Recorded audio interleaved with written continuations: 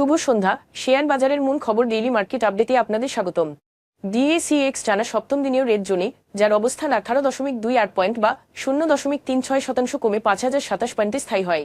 বাজারের লেনদেনের পরিমাণ ছিল 340 কোটি টাকা, যা আগের দিনের তুলনায় 5.23% কম। ব্যাংকিং খাত থেকে ইসলামী ব্যাংক, ইউনাইটেড কমার্শিয়াল ব্যাংক এবং সিটি ব্যাংক, ফার্মাসিউটিক্যালস খাত থেকে বেক্সিমকো ফার্মাসিউটিক্যালস এবং স্কয়ার ফার্মাসিউটিক্যালস এবং খাদ্য ও সহযোগী খাত থেকে বীজ হ্যাচারি আজ বাজারে পতনের প্রধান কারণ। খাতভিত্তিক রিটার্নের দিক থেকে মিউচুয়াল ফান্ড খাত সর্বোচ্চ 3.25% লাভ করেছে এবং টেক্সটাইল খাত দ্বিতীয় সর্বোচ্চ 0.19% লাভ করেছে। অন্যদিকে আইটি খাত আজ সর্বোচ্চ 1.75% ক্ষতির সম্মুখীন রয়েছে। আজ শীর্ষ 20 ক্ষতিগ্রস্ত প্রতিষ্ঠানগুলোর মধ্যে 4টি টেক্সটাইল এবং 3টি শিল্প প্রতিষ্ঠান রয়েছে। এমবিএল ফার্স্ট মিউচুয়াল, আলিফ ইন্ডাস্ট্রিজ এবং পপুলার লাইফ ফার্স্ট মিউচুয়ালের শেয়ার দর সবচেয়ে বেশি বেড়েছে, যেখানে বীজ হ্যাচারি, নাভানা সিএনজি এবং দেশ জেনারেল ইন্স্যুরেন্স কোম্পানি আজ সবচেয়ে বেশি ক্ষতিগ্রস্ত হয়েছে। উক্ত শেয়ারগুলির জন্য কোনো মূল্য সংবেদনশীল তথ্য প্রকাশ করা হয়নি। গ্লোবাল ইন্স্যুরেন্স, ইউনাইটেড ইন্স্যুরেন্স এবং ডিবিএইচ ফার্স্ট মিউচুয়ালের শেয়ারের লেনদেনের পরিমাণ গত 3 মাসের গড় লেনদেনের পরিমাণের তুলনায় আজ উল্লেখযোগ্যভাবে বৃদ্ধি পেয়েছে।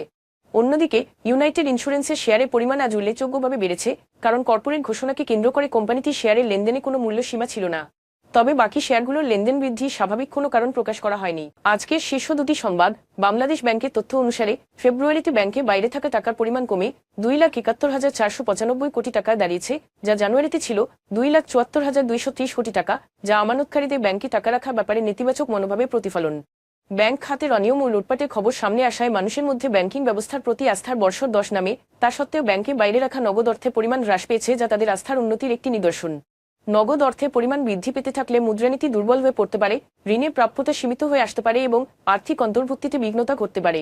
সরকার আসন্ন অর্থবছরের জন্য মোট 5.64 ট্রিলিয়ন টাকা রাজস্ব লক্ষ্যমাত্রা নির্ধারণের প্রস্তুতি নিচ্ছে, যা 2025 অর্থবছরের পরিসংখ্যান থেকে প্রায় 4.25% প্রবৃদ্ধির পূর্বাভাস। এর মধ্যে 4.99 ট্রিলিয়ন টাকা জাতীয় রাজস্ব বোর্ডকে বরাদ্দ করা হবে বলে আশা করা হচ্ছে। বাকি অংশ আসবে কর বহির্ভূত এবং এনবিআর বহির্ভূত উৎস থেকে। বাজেটের আকার সীমিত রাখার পরিকল্পনা নিয়ে সরকার অর্থবছর 26-এর জন্য একটি বাস্তবসম্মত এবং অর্জনযোগ্য রাজস্ব লক্ষ্যমাত্রা প্রতিষ্ঠা করার উদ্যোগ নিয়েছে।